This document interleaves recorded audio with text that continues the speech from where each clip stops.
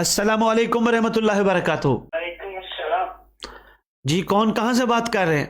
Munir Jafri, Kaghan road, पारस से मैं बात कर रहा हूँ। मुनीर जाफरी साहब पारस से, कागान रोड पारस से। कुछ मैं एक सवाल ऐसा करना चाहता हूँ जी कि तमाम जिंदगी मैं भी जिक्र सुनता रहा हूँ जी और इस वक्त मैं 50 से ऊपर जा रहा हूँ जी और मुझे अभी ये दुआए अहद का दिन पता चलता है। मेरे बच्चे भी, सब मोमिन भी दुआए अहद पर बड़ा फोकस करते हैं। इससे पहले ज़ियारत वारिशा मैं मिड ज़मान रखता था, फिर ये दुआए फर्ज नाम ज़माना, तो मैं समझता था कि यही बेहतरीन आला जिक्र है। तो अब जब दुआए अहद का पता चला तो मैं आपसे गुजारिश करूंगा कि इसके ऊपर थोड़ी सी रोशनी डालें।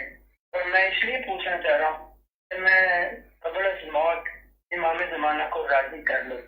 माशाल्लाह माशाल्लाह। आप मैं शुक्रगुजार भी हूँ और मैं आपको दावत भी देता हूँ कि पारस तक तशरीफ लाएं, मैं ममनून हूँगा। लाहौर आए तो मेरे से दुआएद लेके जाएं, आप उन मुमनीन को जाके दें तो मैं इस पे बड़ी तफसीली रोशनी भी डालूंगा। आप तशरीफ लाएं, आपको जितनी तादाद में चाहिए आप ले जाएं यहाँ से। तो हमने प्रिंट कराई है, हमें दस्तरखान इमाम पे अपनी खिदमत का मौका भी दे। अच्छा सैयद, जहाँ तक दुआहद का ताल्लुक है, पहले दुआहद की अफादियत और अहमियत पे ज़रा गौर फरमाएं। ये तिलावत फरमाइए, तालीम फरमाइए हमारे छठे लाल विलायत इमाम जाफर सादिक अलैहिस्सलाम ने, सरकार ने सल्ले अला मोहम्मद व आले मोहम्मद व अज्जिल फरज आले मोहम्मद, सरकार ने ये अपनी जितनी भी दुआएं तालीम फरमाई है, जितनी भी आइम्मा ने दुआएं तालीम फरमाई, उन दुआओं में से एक बाकमाल दुआ है। वैसे हर दुआ कमाल है लेकिन ये बाकमाल दुआ है।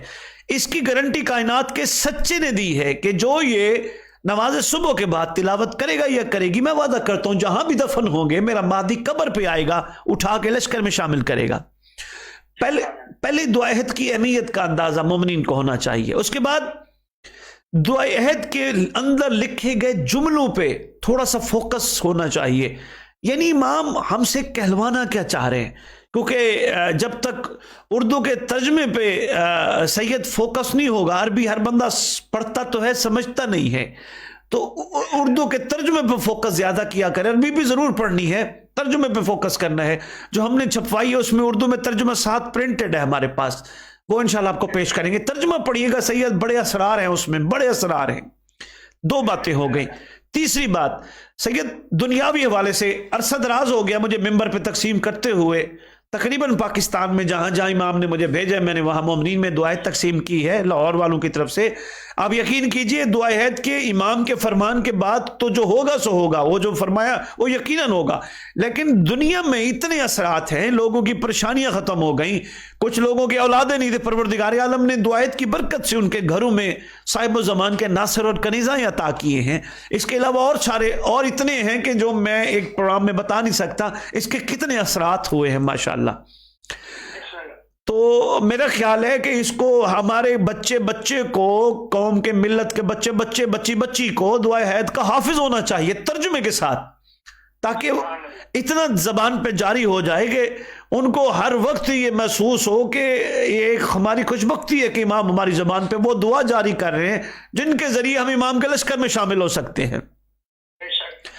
और अगर इसको मैं आसान अल्फाज में कहूँ दुआयत के फजाइल में, तो शाह जी दुआए अहद आले मोहम्मद के इस शहजादे की तरफ से हमारी तरफ इमाम के लश्कर का इनविटेशन कार्ड है। और इसके अलावा शाह साहब अगर सवाब की तरफ जाया जाए तो दुआहद के एक एक जुमले के बदले कई कई गुना सवाब है और एक एक जुमला पढ़ने के बदले कई कई गुनाहों की माफी मिलती है। ये दुआहद की अफादियत है शाह साहब, इतनी बड़ी दुआ है। यानी बाकी दुआएं हम पढ़ते हैं खैर बरकत की हैं, जितनी भी हदीस क़िसा हो, दुआए कुमैल हो या और दुआएं हैं, लेकिन ये वाहिद दुआ है जिसमें बका छुपी है।